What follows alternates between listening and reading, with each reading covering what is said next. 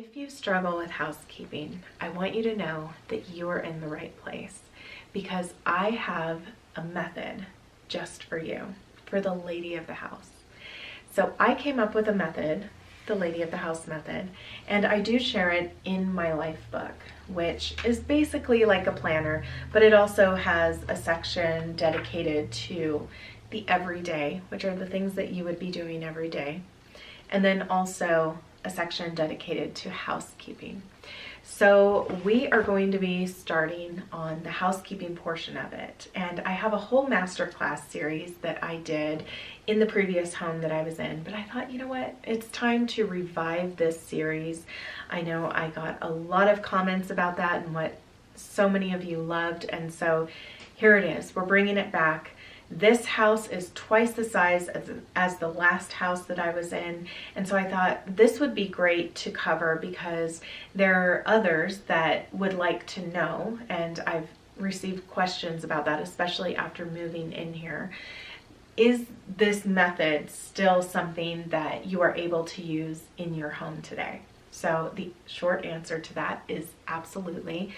I use this, of course, and it makes it so easy because everything is broken up into days. Okay, so today, with it being Monday, which today's Monday, so I'm just going to cover Monday instead of starting on Sunday the way that the book does. But we will start with Monday, which is bedrooms or bedroom. Just depending on your season of life. Do you have a lot of children? Do you have, is it just yourself? Is it just you and your husband? It just depends on what season, what you will actually be focusing on this day. But anyway, first and foremost, I say begin in your bedroom. This is very important because this is the place that you wake up. This is the place that you last see before you go to sleep at night, and you want it to be a relaxing place for you. Now, with the everyday, we do make sure that this space never gets cluttered, right? We're doing something every day. But when it's a Monday, then we get to the deep cleaning portion of that. And for myself, that means I am changing my sheets every single Monday. That is just a must for me.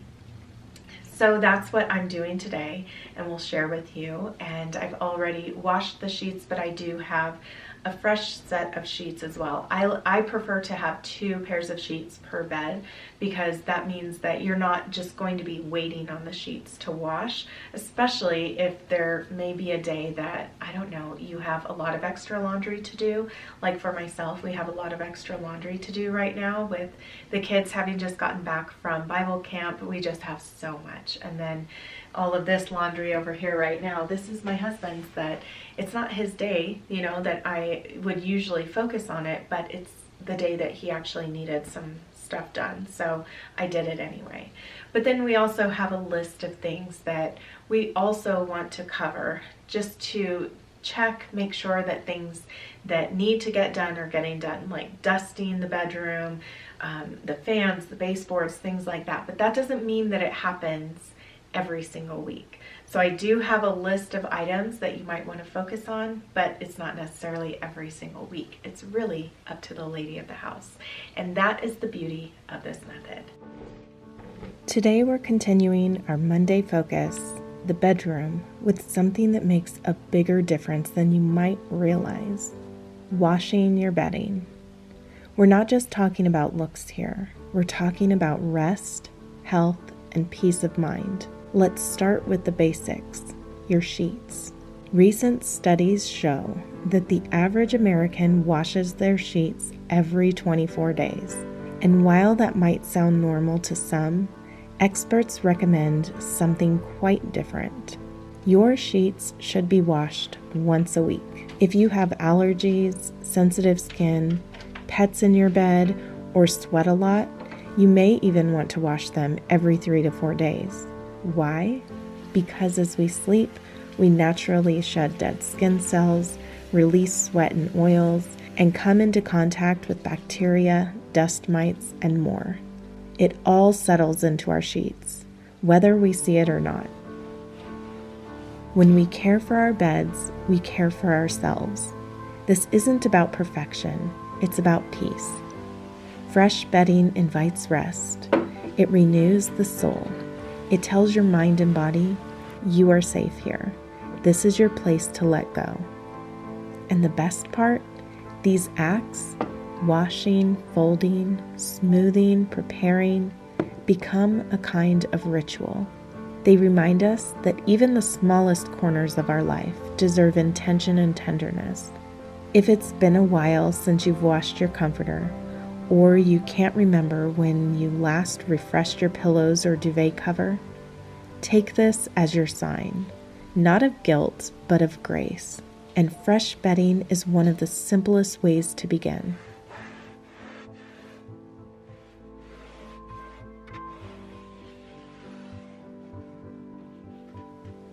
Monday is devoted to one of the most important rooms in the house, the bedroom.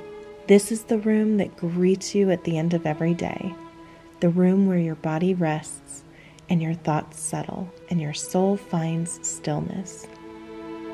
It's more than just a place to sleep. It's your private retreat, a sanctuary. And sanctuaries are never meant to be crowded. When a bedroom is crammed full, cluttered, and chaotic, it begins to reflect that same energy back into your heart. It becomes a burden instead of a blessing. And if you're constantly tidying, you're never truly cleaning. You're just trying to keep up. That's not restful. That's survival. But a bedroom that's been gently tended to, a space you've edited down to what you love and use and need, is not just easier to clean. It becomes a joy to care for. It becomes something special. If you look around your bedroom today and feel overwhelmed, I want to tell you, there is grace here. You don't have to fix everything at once. But I do hope you'll start. Even if it's just one drawer, one corner, one surface. Because the goal isn't a magazine-perfect room. It's a space that welcomes you. A space where your shoulders drop and your breathing slows. A place where you can say, this is mine. This is peace. I want you to feel that, and I want you to know it's possible, even now.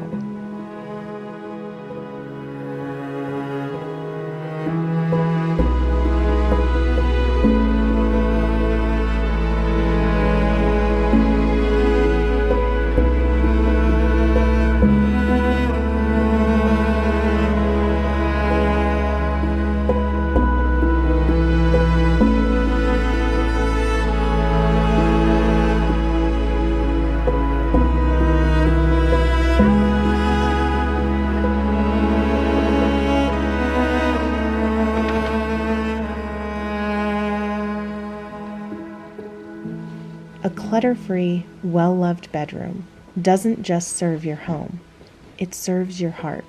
It reminds you that you're worthy of beauty, worthy of order, worthy of a quiet place to rest.